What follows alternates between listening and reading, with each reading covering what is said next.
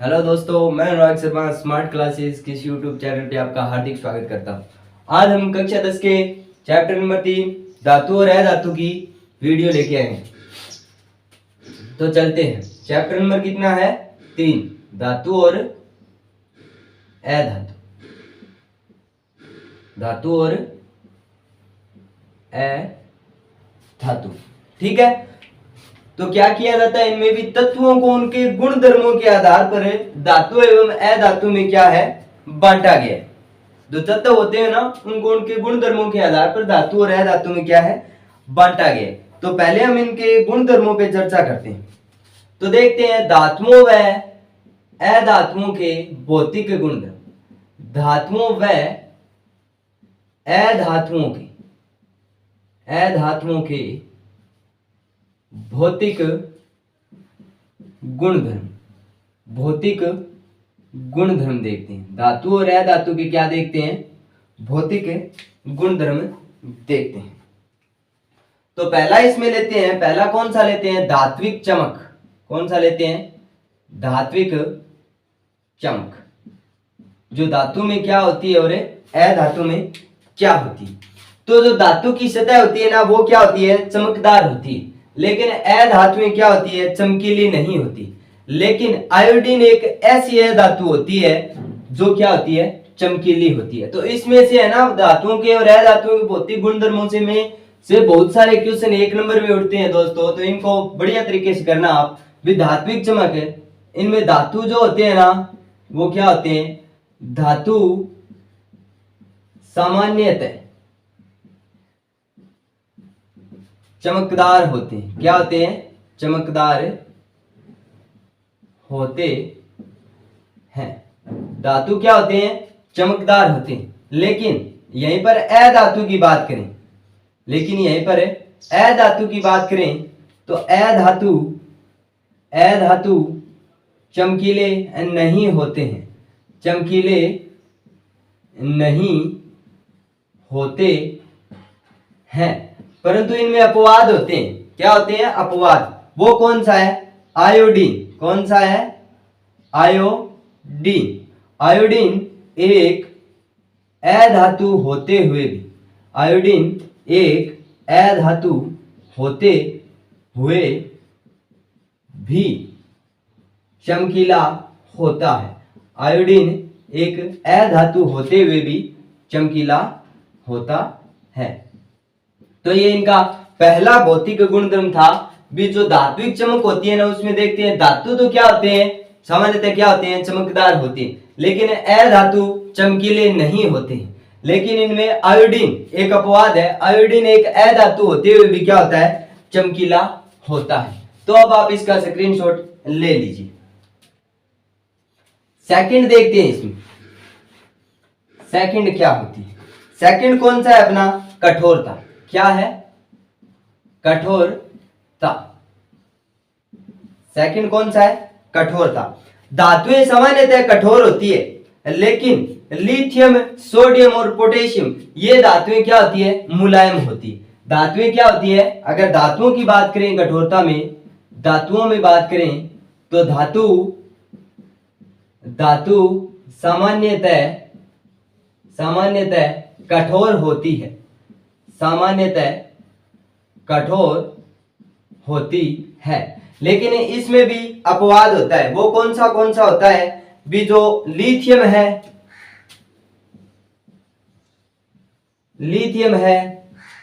Sodium है और potassium है। लिथियम, सोडियम और पोटेशियम ये होती तो धातु है, लेकिन ये कौन सी होती है? मुलायम धातु होती है। लिथियम, सोडियम और पोटेशियम मुलायम धातु होती है। मुलायम धातु होती है। अब बात करते हैं अधातु की। इसमें अधातु देखते हैं। धातु की तो बात होगी। भी धातु सामान्यतः क्या होते हैं? कठोर होते हैं। लेकिन जो लिथियम, सोडियम और पोटेशियम होती है ना, ये क्या होती है? मुलायम धातु। अब अधातु की बात करते हैं तो ये कठोर नहीं होती है। ये कठोर नहीं होती है। लेकिन इनमें भी एक अपवाद होता है। लेकिन कार्बन का एक अपरूप होता है, लेकिन कार्बन का अपरूप कौन सा है? वो हीरा। कौन सा है? हीरा। कार्बन का अपरूप हीरा अधातु होते हुए भी सबसे कठोर प्राकृतिक पदार्थ है। ये सबसे कठोर प्राकृतिक पदार्थ है। कौन है? हीरा। लेकिन है क्या? ये अधातु है। लेकिन है क्या? ये अधातु है। तो कठोरता में अगर धातु की बात करें तो धातु सामान्यतः क्या होती है? कठोर होती है। लेकिन कुछ धातुएं जैसे लिथियम होगी, सोडियम होगी और पोटेशियम होगी, ये किन में आएगी? मुलायम धातुओं में आएगी। तो क्वेश्चन यहाँ से बन सकता है भी किन्हीं मुलायम धातुओं के एग्जाम्पल दीजिए। तो आपको क्या बताना है? लिथियम, सोडियम और पोटेशियम। अब अधातु में बात करें कठोरता की तो ये कठोर नहीं होते, ये कठोर नहीं होते। लेकिन कार्बन का एक अपरूप होता है हीरा। क्या होता है? हीरा, जो सबसे कठोर प्राकृतिक पदार्थ है। अब आप इसका स्क्रीनशॉट ले लीजिए दोस्तों। अब अगले पे चलते हैं। अगला कौन सा देखते हैं। अगला आ गया है रूप। अगला क्या आ गया है? रूप। रूप की बात करें तो धातुएं कमरे के ताप पर ठोस रूप में पाई जाती है। लेकिन जो मरकरी और जो पारा होता है, मरकरी जिसको पारा बोला जाता है, वो किस अवस्था में पाया जाता है? द्रव अवस्था में पाया जाता है। किस अवस्था में पाया जाता है? द्रव अवस्था में पाया जाता है। तो धातु की बात करें इसमें तो धातु कमरे के ताप पर ठोस अवस्था में पाई जाती है। ठोस अवस्था में पाई जाती है। लेकिन जो मरकरी, जिसको क्या बोला जाता है? पारा, यह कमरे के ताप पर द्रव अवस्था में, किसमें? द्रव अवस्था में पाई जाती है। क्या पाई जाती है? द्रव अवस्था में पाई जाती है। अब यहीं पे अधातुओं की बात करें, इसमें रूप में अधातु की बात करें तो अधातु होती है ना, वो सामान्यतः ठोस या गैसीय रूप में पाई जाती है। लेकिन एक अधातु होती है ब्रोमीन, जो क्या है? तरल रूप में पाई जाती है। जो किस में पाई जाती है? तरल रूप में पाई जाती है। तो सामान्यतः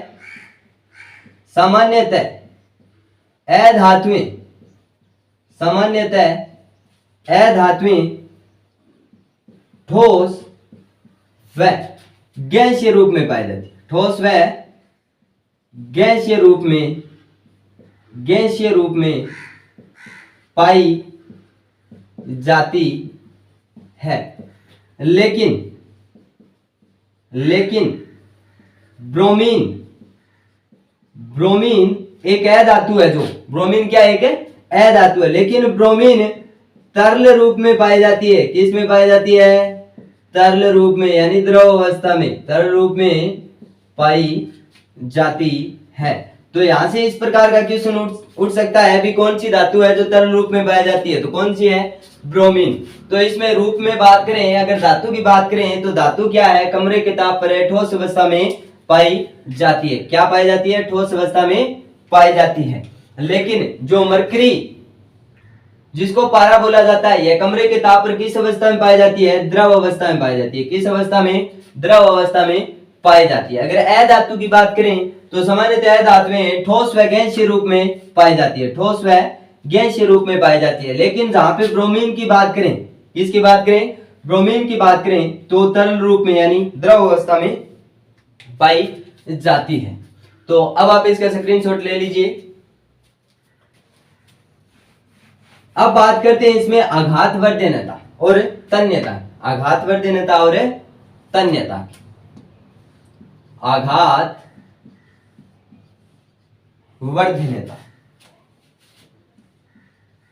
आघातवर्धनता और तन्यता की बात करते हैं। आघातवर्धनता और तन्यता की बात करते हैं। अगर इन दोनों की बात करें तो आघातवर्धनता, आघात यानी पीटना, और वर्ध्यता यानी बढ़ाना, यानी धातुओं को पीटकर पतली चादर के रूप में क्या है बढ़ाना, वो क्या कहलाएगा आघात वर्धनता कहलाएगा। तो धातु होती है उनमें ये गुण पाया जाता है, धातुओं में आघात वर्धनता पाया जाता है, लेकिन अधातुओं में ये गुण नहीं पाया जाता है, लेकिन अधातुओं में ये गुण नहीं पाया जाता है। तो आघात वर्धनता क्या हो गया, आघात मतलब पीटना और वर्ध्यता मतलब बढ़ाना, तो पीटकर पतली चादर के रूप में बढ़ाना वो क्या कहलाएगा आघात वर्ध्यता कहलाएगा। धातुओं में ये गुण पाया जाता है, लेकिन अधातुओं में ये गुण नहीं पाया जाता है। अगर बात करें तन्यता की, तो तन्यता यानी पतले तार के रूप में खींचना, पतले तार के रूप में खींचना। तो धातुओं में ये गुण पाया जाता है, धातुओं में ये गुण पाया जाता है, लेकिन यह गुण अधातुओं में नहीं पाया जाता है, अधातुओं में नहीं पाया जाता है। अगर आघात वर्धनता की बात करें तो आघात मतलब पीटना और वर्ध्यता का मतलब बढ़ाना, यानी पीटकर पतली चादर के रूप में बढ़ाना क्या कहलाएगा आघात वर्ध्यता कहलाएगा। और तन्यता का मतलब हो गया पतले तार के रूप में खींचना, पतले तार के रूप। तो चलिए दोस्तों अगले भौतिक गुणधर्मों की तरफ बढ़ते हैं। विद्युत व ऊष्मा की चालकता, अगला क्या है विद्युत व ऊष्मा की चालकता। तो बात करते हैं धातुओं में, बात किस में करते हैं पहले धातुओं में, किसमें धातुओं में। तो जो धातुएं होती है ना वो विद्युत व ऊष्मा की चालक होती है, धातुएं होती है विद्युत व ऊष्मा की चालक होती है, लेकिन इनमें कुछ अपवाद होता है। जो शीशा और मरकरी होती है वो क्या होती है विद्युत व ऊष्मा की कुचालक होती है, क्या होती है कुचालक होती है। तो धातुएं सामान्यतः विद्युत व ऊष्मा की सुचालक होती है, लेकिन ये क्या होता है सीसा यानी पीबी और मरकरी यानी एचजी कुचालक होते हैं, क्या होते हैं कुचालक होते हैं। तो ऐसा क्वेश्चन आ सकता है यहाँ से भी, ऐसी धातु का नाम बताइए जो विद्युत व ऊष्मा की कुचालक है, तो क्या होगा सीसा और मरकरी। अब बात करें अधातुओं में, अब बात करें किसमें अधातु में। तो अधातुओं में बात करें अपने, तो सामान्यतः जो अधातु होती है ना वो विद्युत व ऊष्मा की क्या होती है कुचालक होती है, लेकिन इसमें भी एक अपवाद होता है। कार्बन का एक अपरूप होता है ग्रेफाइट आपने देखा होगा पेंसिल के अंदर, ठीक है। तो वही ग्रेफाइट विद्युत व ऊष्मा क्या होता है सुचालक होता है, उसकी चालकता को दर्शाता है। तो यहाँ पे लिख देंगे अधातुएं सामान्यतः विद्युत व ऊष्मा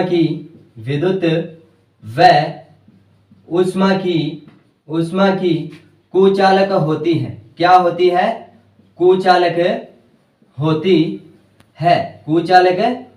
है, लेकिन ग्रेफाइट जो कार्बन का एक अपरूप है, लेकिन ग्रेफाइट विद्युत व ऊष्मा का सुचालक होता है, क्या करता है इनका चालन करता है, वो सुचालक होता है। तो विद्युत व ऊष्मा की चालकता में अगर बात करें तो धातुएं सामान्यतः विद्युत व ऊष्मा की क्या होती है सुचालक होती है। इनमें अपवाद क्या क्या होता है, जो शीशा होता है पीपी और जो मरकरी होती है जिसको एचजी से लिखा जाता है वो क्या होती है कुचालक होती है। तो यहाँ से एक क्वेश्चन बन सकता है, अगर अधातुओं में बात करें तो वो क्या होती है कुचालक होती है, लेकिन ग्रेफाइट जो कार्बन का एक अपरूप है वो विद्युत व ऊष्मा क्या करता है सुचालक होता है, उसका चालन करता है। तो अब आप इसका स्क्रीनशॉट ले सकते हैं दोस्तों।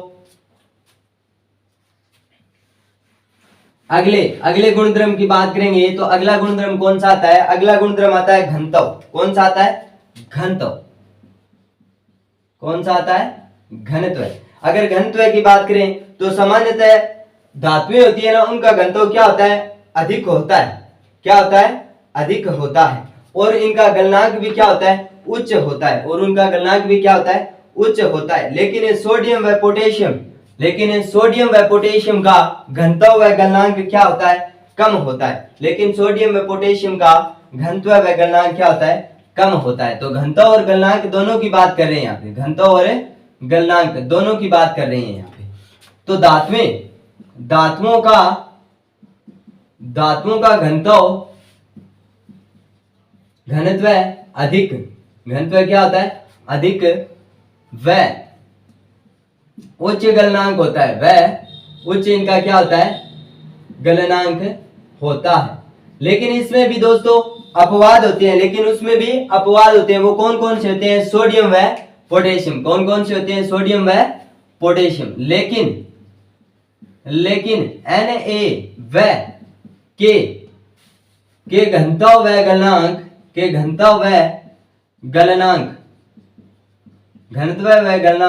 कम होते हैं। क्या होते हैं, कम होते हैं। अगर इन्हीं में अधातुओं की बात करें तो इनका घनत्व व गलनांक क्या होता है, कम होता है। अधातुओं में बात करें, अगर हम अधातुओं में बात करें तो सभी अधातुओं का जो घनत्व और गलनांक होगा वो कम होगा। अधातुओं का गलनांक व घनत्व कम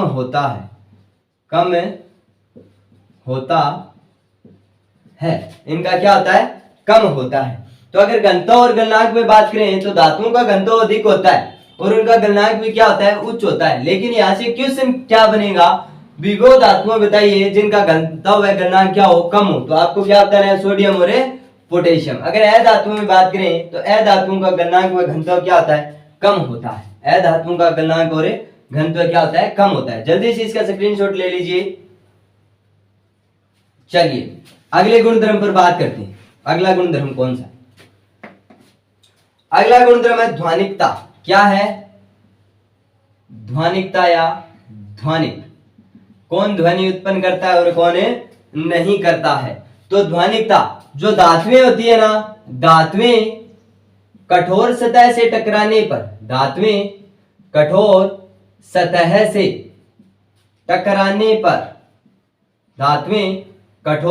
से टकराने पर ध्वनि उत्पन्न करती है। क्या करती है, ध्वनि उत्पन्न करती है। तो इनमें क्या है, ध्वनिकता का गुण पाया जाता है। लेकिन अधातुएं ध्वनि उत्पन्न नहीं करती है, अधातुएं ध्वनि उत्पन्न नहीं करती है। मतलब इनमें ध्वनिकता का गुण नहीं पाया जाता है, इनमें ध्वनिकता का गुण नहीं पाया जाता है। तो ध्वनिक यानी धातुओं में तो पाया जाएगा, क्योंकि धातुएं कठोर सतह से टकराने पर क्या उत्पन्न करती है, ध्वनि उत्पन्न करती है। तो इसमें ध्वनिक या ध्वनिकता का गुण पाया जाता है। लेकिन अधातुएं होती है वो किसी भी सतह से टकराने पर ध्वनि उत्पन्न नहीं करती है, तो इनमें ये गुण नहीं पाया जाता है। तो जल्दी से आप इसका स्क्रीनशॉट ले लीजिए। आगे चलते हैं, लास्ट एंड फाइनल इनका गुणधर्म। अगर ऑक्साइड की बात करें, कौन कौन से ऑक्साइड बनाते हैं, ऑक्साइड की प्रकृति कैसी होती है। अगर ऑक्साइड की बात करें तो धातुएं होती है ना, वो क्या है, क्षारकीय ऑक्साइड बनाती है। क्या बनाती है, क्षारकीय ऑक्साइड बनाती है। अधिकतर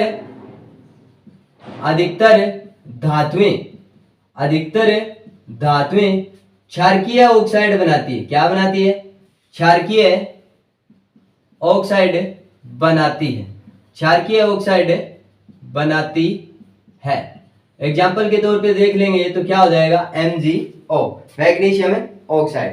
अगर अधातुओं की बात करें, अधातुएं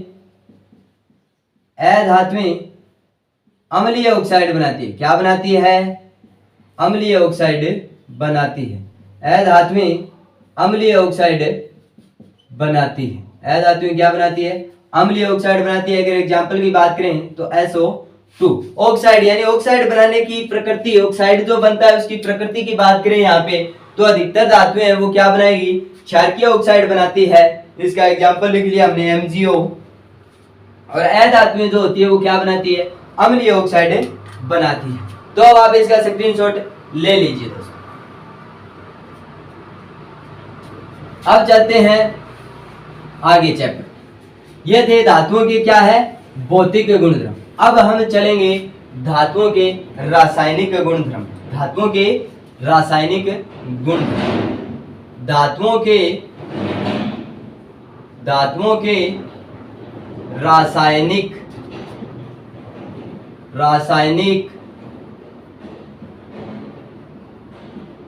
गुणधर्मों पे बात करेंगे। धातुओं के रासायनिक गुणधर्मों पे बात करेंगे। तो पहली बात करेंगे वायु के साथ क्रिया। पहली बात क्या करेंगे, वायु के साथ क्रिया। तो देखते हैं। तो धातु जो होती है ना, वो ऑक्सीजन के साथ क्रिया करती है वायु में, यानी ऑक्सीजन के साथ। धातु जो होगी वो किसके साथ क्रिया करेगी, ऑक्सीजन के साथ क्रिया करेगी।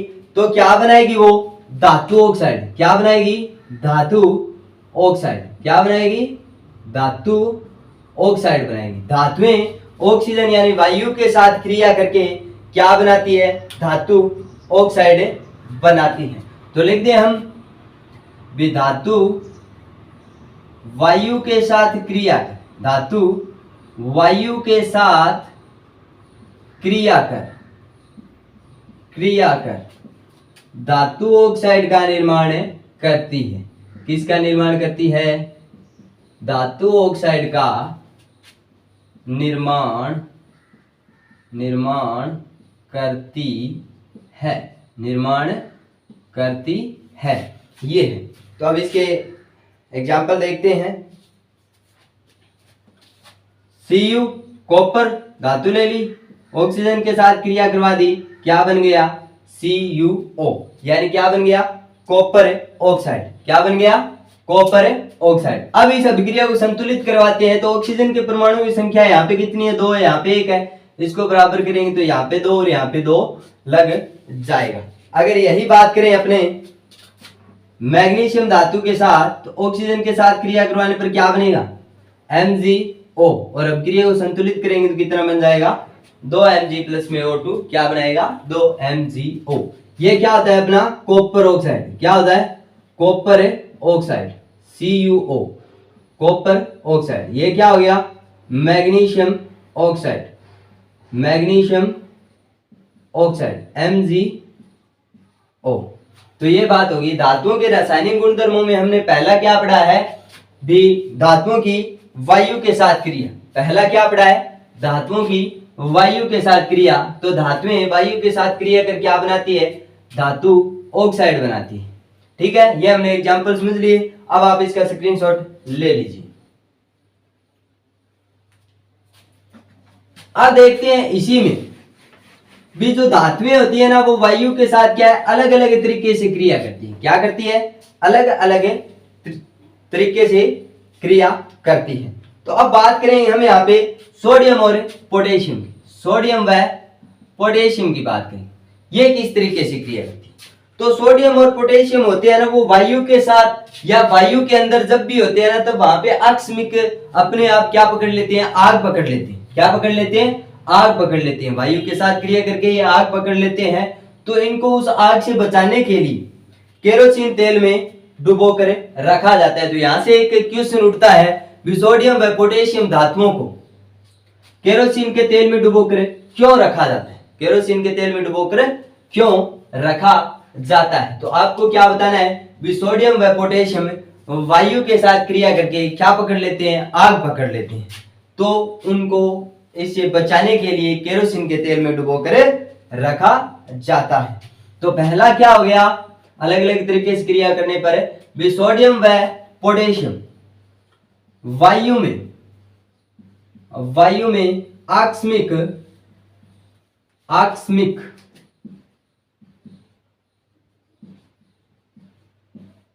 आग पकड़ लेते हैं, आकस्मिक आग पकड़ लेते हैं। अतः इन्हें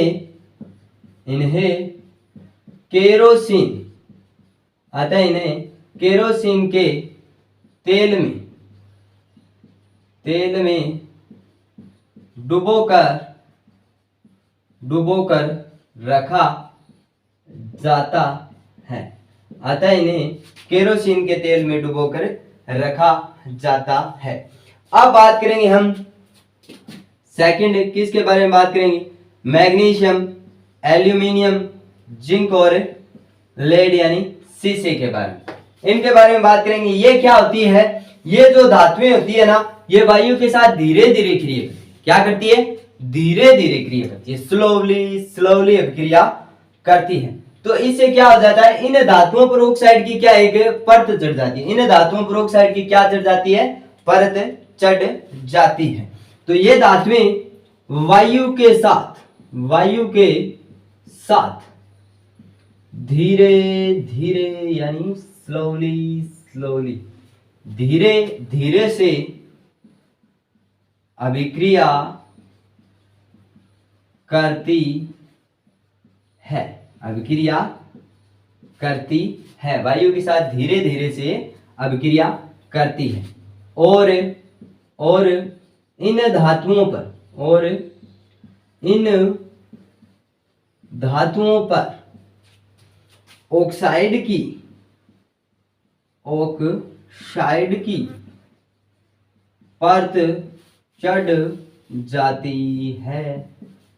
परत चढ़ जाती है। तो ये हो गया। अभी सोडियम और पोटेशियम तो वायु में अपने आप आग पकड़ लेंगे, अतः इन्हें केरोसिन के तेल में डुबो कर रखा जाता है। जो मैग्नीशियम, एल्यूमिनियम, जिंक और लेड है वो वायु के साथ क्या है? धीरे धीरे से अभिक्रिया करेगी, और धीरे धीरे से अभिक्रिया करने पर इन धातुओं पर ऑक्साइड की परत क्या है? चढ़ जाती है। इनमें से एक हम जंग लगना समझ सकते हैं। तो अब आप इसका स्क्रीनशॉट ले लीजिए दोस्तों।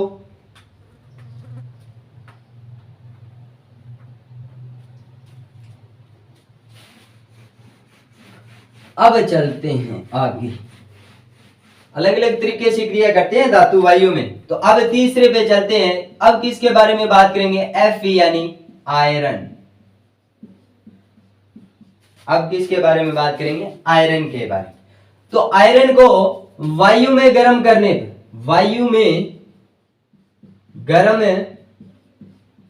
पर यह प्रज्वलित नहीं होता है।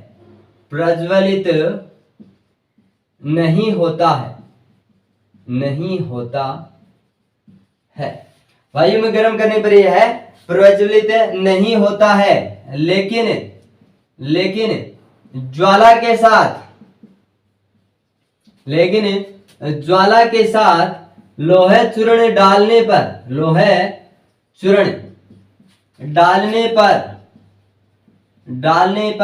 यह तेजी से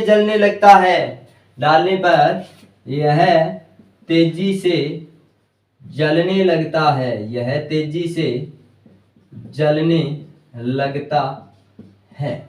यहाँ पे वो कहावत सही होगी दोस्तों, लोहे को लोहा ही काटता है। तो देखिए यहाँ पे जो Fe होता है ना, वो वायु में गर्म करने पर प्रज्वलित नहीं होता है, लेकिन ज्वाला के साथ लोहा चूर्ण जैसे ही डालेंगे वैसे ही ये क्या है? तेजी से जलने लगेगा। अब बात करते हैं 4 नंबर की। 4 नंबर में क्या आते हैं? कॉपर आते हैं। क्या आता है 4 नंबर में? कॉपर आता है। तो कॉपर भी प्रज्वलित नहीं होता है, लेकिन इस पर क्या है? काले रंग की क्या आ जाएगी? परत चढ़ जाती है, जिसको क्या बोलेंगे? Copper oxide. जिसको क्या बोलेंगे? Copper oxide. यह देखते हैं। Cu भी प्रज्वलित नहीं होता है। Cu भी प्रज्वलित नहीं होता है, लेकिन इसके ऊपर कॉपर ऑक्साइड की परत चढ़ जाती है। क्या चढ़ जाती है? कॉपर ऑक्साइड की एक परत चढ़ जाती है। कॉपर ऑक्साइड की परत चढ़ जाती है। यह होगी दोस्तों। अब बात करते हैं अगले की। अगले में क्या आते हैं? Ag व Au यानी चांदी और सोना। ये ऑक्सीजन के साथ क्रिया नहीं करते हैं। ये ऑक्सीजन के साथ क्रिया नहीं करते हैं। ऑक्सीजन के साथ क्रिया नहीं करते हैं, ऑक्सीजन के साथ क्रिया नहीं करते हैं। तो ये होगी बात। अब इसमें पहले देखते हैं Fe जो है ना वो वायु में गर्म करने पर प्रज्वलित नहीं होता है, लेकिन जैसे ही ज्वाला के साथ उस पे लोहा चूर्ण डालेंगे ना तो वह क्या है, तेजी से जलने लगे। अब बात करते हैं कॉपर की, तो कॉपर भी प्रज्वलित नहीं होता है, लेकिन इस पर क्या है, कॉपर ऑक्साइड की परत चढ़ जाती है। और जो सोना और जो चांदी होती है ना वो ऑक्सीजन के साथ क्रिया नहीं करते हैं। तो दोस्तों अब आप इसका जल्दी स्क्रीनशॉट ले लीजिए।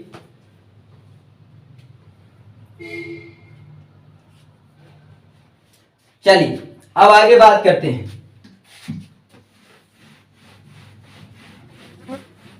अब आगे बात करते हैं इसमें उभयधर्मी ऑक्साइड। उभयधर्मी ऑक्साइड क्या होते हैं? उभयधर्मी ऑक्साइड क्या होते हैं? उभयधर्मी ऑक्साइड, उभयधर्मी ऑक्साइड, इनमें क्या आती है? वे धातु ऑक्साइड, वे धातु ऑक्साइड जो अम्ल और क्षार दोनों से अभिक्रिया करते हैं और लवण और जल उत्पन्न करते हैं। उभयधर्मी ऑक्साइड में क्या आएंगे? वे धातु ऑक्साइड जो अम्ल व क्षार दोनों से क्रिया करते हैं और क्रिया करके क्या बनाते हैं? लवण और जल बनाते हैं। क्या बनाते हैं? लवण व जल बनाते हैं। तो वे धातु ऑक्साइड, वे धातु ऑक्साइड जो अम्ल व क्षार, अम्ल व क्षार दोनों से क्रिया कर, दोनों से क्रिया कर लवण व जल बनाते हैं, लवण व जल बनाते हैं। क्या कहलाते हैं वो? उभयधर्मी ऑक्साइड कहलाते हैं। तो यहाँ पे ले लेते हैं एक उभयधर्मी ऑक्साइड Al2O3। इसकी क्रिया किसके साथ करवा देते हैं? HCl के साथ, अम्ल के साथ करवाते हैं। अम्ल के साथ करवाते हैं तो क्या बनेगा? लवण और जल बनेगा। क्या बनेगा? लवण और जल बनेगा। तो ये बन गया जल। अब इसके बाद में क्या आ जाएगा? AlCl3, AlCl3। तो ये बन गया। अब इस अभिक्रिया को संतुलित कर देते हैं, इस अभिक्रिया को संतुलित कर देते हैं 2 और 6। ये हो गई, अम्ल के साथ क्रिया होगी। अब इसी की किसके साथ करवाते हैं? क्षार के साथ क्रिया करवाते हैं। तो क्षार में क्या ले लेंगे हम? NaOH। तो धातु ऑक्साइड है ये, और इसकी क्षार के साथ क्रिया करवाएंगे तो भी क्या बनेगा अपने पास? लवण व जल बनेगा। क्या बनेगा? लवण व जल बनेगा। तो यहाँ पे क्या बनता है? AnAlO2 प्लस में क्या बनता है? H2O। अब इसको क्या करना है? संतुलित करना है। क्या करना है? संतुलित करना है। तो ये कर दिया संतुलित। ये NaAlO2 ये क्या बनता है? Sodium aluminate. इसका क्या नाम होता है? सोडियम एल्यूमिनेट, सोडियम एल्यूमिनेट ये बनता है।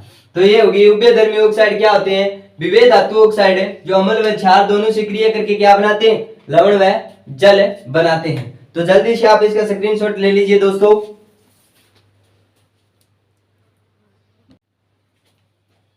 तो चलिए दोस्तों अगले रासायनिक गुणधर्मों में बात करते हैं। 3 नंबर में जल के साथ अभिक्रिया। धातु की किसके साथ अभिक्रिया? जल के साथ। धातु की जल के साथ अभिक्रिया, धातु की जल के साथ अभिक्रिया।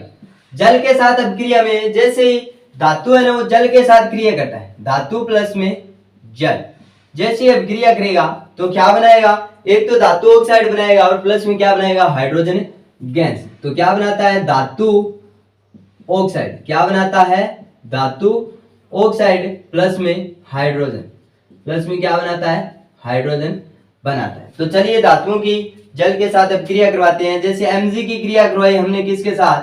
जल के साथ। मैग्नीशियम की क्रिया करवाई जल के साथ। तो यहाँ पे हाइड्रोजन गैस तो पहले ही मुक्त हो गई H2। अब बचेगा क्या अपने पास? MgOH2। अब इसको क्या कर लेते हैं? संतुलित कर लेते हैं। तो संतुलित करने के लिए हाइड्रोजन की 4 हो गई, तो यहाँ पे क्या लगा देंगे? 2 लगा देंगे। ये क्या है? धातु की जल के साथ अभिक्रिया। एक और देखते हैं, सोडियम की जल के साथ क्रिया करवाते हैं। क्या करवाते हैं? सोडियम की जल के साथ क्रिया करवाते हैं। तो क्या बनता है? NaOH प्लस में क्या बनता है? हाइड्रोजन गैस बनती है। अब इस क्रिया को क्या करवा देते हैं? संतुलित। 4 कर दिए और कितने हो गए? 4 हो गए, ठीक है, और अन्य 2 हो गए, तो यहाँ पे कितना आ गया 2 आ गया। तो ये है धातु की जल के साथ है अक्रिया। धातु जल के साथ क्रिया करके क्या बनाएगा, धातु ऑक्साइड बनाएगा और प्लस में क्या बनाएगा, हाइड्रोजन गैस बनाएगा, ठीक है। तो इसका स्क्रीनशॉट ले लिया, जल्दी से ले लीजिए। नंबर 4,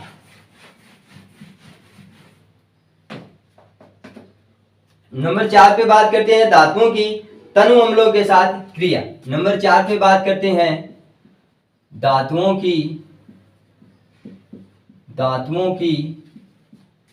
तनु अम्लों के साथ क्रिया। तनु अम्लों के साथ, धातुओं की तनु अम्लों के साथ क्रिया। धातुओं की तनु अम्लों के साथ क्रिया। तो जो धातु है ना वो किसके साथ, तनु अम्ल के साथ, धातु है वो किसके साथ, तनु अम्ल के साथ क्रिया करके क्या बनाते हैं, लवण। एक तो क्या बनाते हैं, लवण बनाते हैं, और उसके साथ में क्या बनाएंगे, हाइड्रोजन गैस। क्या बनाएंगे, हाइड्रोजन गैस बनाएंगे, H2 बनाएंगे। तो धातु तनु अम्लों के साथ क्रिया करके क्या बनाते हैं, लवण और हाइड्रोजन गैस बनाते हैं। तो चलिए क्रिया करवाते हैं। Fe की क्रिया करवा दी हमने HCl के साथ, तनु HCl के साथ। तो यहाँ पे क्या होगी, हाइड्रोजन गैस तो क्या होगी, मुक्त होगी, और बन क्या गया, FeCl2, FeCl2। अब क्रिया को संतुलित कर देते हैं, क्या बन गया, 2HCl। अब बात करते हैं Mg की, किसके साथ क्रिया करवा दी, HCl के साथ क्रिया करवा दी, बनेगा क्या, हाइड्रोजन गैस तो मुक्त हो गई, MgCl2। अब क्रिया को संतुलित करवा दिया। इसी प्रकार अगर Zn की करवाएंगे HCl के साथ तो क्या बनाएगा, हाइड्रोजन गैस तो बनी गई, ZnCl2, ये बन गया। तो जल्दी से दोस्तों इसका स्क्रीनशॉट ले लीजिए। तो दोस्तों आज हमने धातु और अधातु की पहली क्लास लगाई है। तो आपको वीडियो कैसी लगी हो, अच्छी लगी हो तो इसको लाइक करें और अपने दोस्तों में जरूर शेयर करें, ताकि अन्य भी जरूरतमंद विद्यार्थियों को क्या है, हमारी तरफ से हमने जो मदद की है वो क्या है, मिल सके। और इसी के साथ मैं आज की क्लास से अलविदा लेता हूं। अगली क्लास में जरूर मिलेंगे दोस्तों। जय हिंद, जय भारत।